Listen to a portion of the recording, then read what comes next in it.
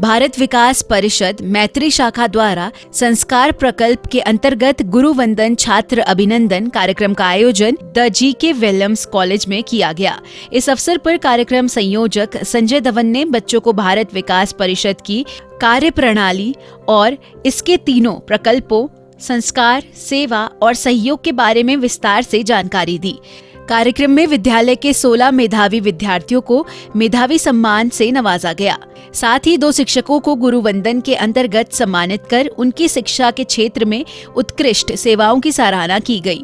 बच्चों को संबोधित करते हुए परिषद के पदाधिकारियों ने उन्हें आगामी वर्ष परिषद के 3 प्रकल्पों संस्कार, सेवा और सहयोग में सक्रिय रूप से भाग लेने के लिए प्रेरित किया।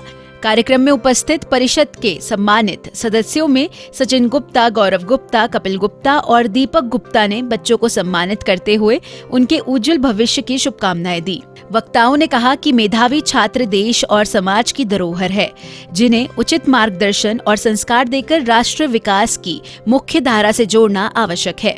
कार्यक्रम संयोजक संजय धवन ने अपने संबोधन में बताया कि भारत विकास परिषद हर वर्ष विभिन्न विद्यालयों में गुरुवंदन छात्र अभिनंदन कार्यक्रम आयोजित करती है। इस कार्यक्रम का उद्देश्य मेधावी छात्रों को प्रोत्साहन देना, शिक्षकों और प्रधानाचार्यों सहित विद्यालय प्रबंधन को सम्मानित करना तथा बच्चों को भारतीय संस्कृति और संस्कारों से जोड़ना है। उन्होंने कहा कि गुरु और छात्र के मध्य सम्मान और आभार की भावना ही शिक्षा की वास्तविक सार्थकता है।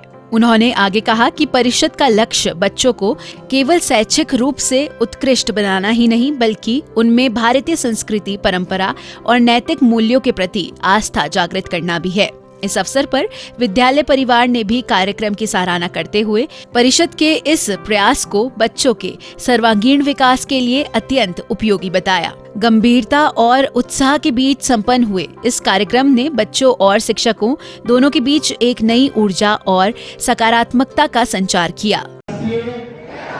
संस्कृति, परंपराओं, नैतिक मूल्यों एवं नागरिक अधिकारों को ध्यान में रखते हुए अपने कर्तव्यों एवं उत्तरदायित्वों का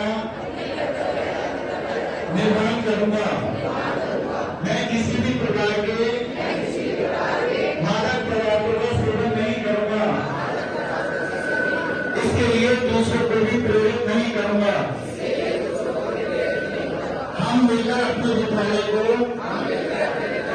स्वच्छ, अनुशासित, हरित और प्रेरणास्पद स्थान बनाएंगे। विद्यालय की संपत्ति, समय और संसाधनों राष्ट्रीय संपदा मानते हुए उनका संरक्षण करते हुए उनका विवेकपूर्ण प्रयोग करेंगे। भारत माता की, भारत माता की, भारत माता की। जहाँ खड़े हैं ये एक ऐसा प्लेटफॉर्म है जिससे भविष्य में आपका करियर तय होना है कि आप डॉक्टर बनेंगे, इंजीनियर बनेंगे या किस फील्ड में आप जाते हैं।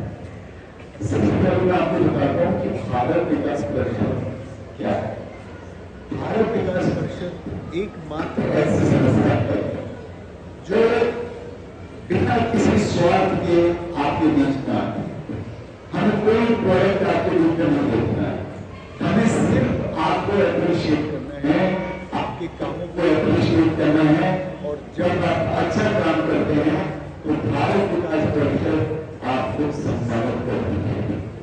हर वर्ष हम लोग के 12 साल से बहुत कम बच्चों ने उठाया है, लेकिन हम लोग बहुत लंबे समय से आपके स्कूल में आ रहे हैं और गुरु वंदन छात्र अभिनंदन हम लोग बराबर आपके स्कूल में करते आ रहे हैं। और आपके विद्यालय में जितने भी बच्चे 6, 7, 8, 9, 10th, 11th में अपनी क्लास में फर्स्ट या सेकंड आते हैं, उन बच्चों को हम लोग यहाँ पर सम्मानित करते हैं। ये हमारा काम पिछले कई वर्षों से बराबर चल रहा है।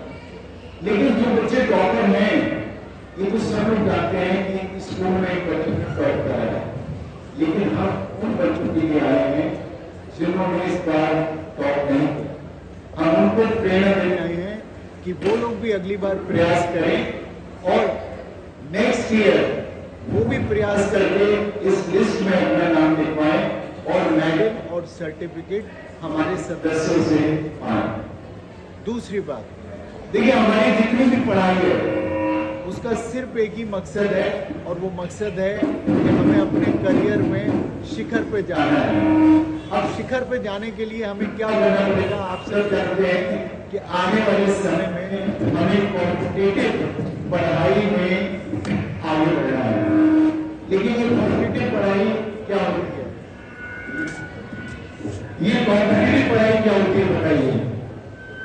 जब हमें अपनी जो हम लोग प्रतियोगिताएं देखते हैं, IAS की है, PCS की है, डॉक्टर्स की है, ये सब पढ़ाई क्या होती है बच्चे जानते ही नहीं है। 10th के बाद 12th के बाद हमें समझ में आता है अब मुझे डॉक्टर बनना है, अब मुझे तैयारी करनी है। तो अब आप समझिए कि बहुत देर हो चुकी होती है। भारत को जानने का मतलब क्या है कि हम लोग 6th क्लास से उन बच्चों को तैयार कर रहे हैं जो आगे की पढ़ाई के माध्यम से डॉक्टर, इंजीनियर और अदर्स कैरियर में जाना चाहते हैं। आज जब एक बार भारत को जानो की प्रतियोगिता में बैठेंगे तो आपको रियलाइज होगा कि कैसे सवाल होते हैं। ऑब्जेक्टिव टाइप सवाल होते हैं, वो क्या आंसर आपको देने होते हैं। लेकिन ये प्रतियोगिता ऐसी नहीं कि एक बार आपने बस एक बार बात बन गया और हर साल हो चल रहा है, नहीं।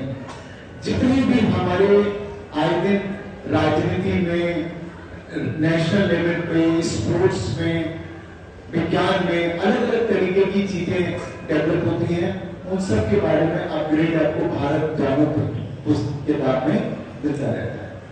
तो मेरा ही आपसे अनुरोध है, आप कुछ करें ना करें, अगले साल से आप सभी लोग भारत को जानो की प्रतियोगिता का इंतजार जरूर करें कि ये प्रतियोगिता कब होगी।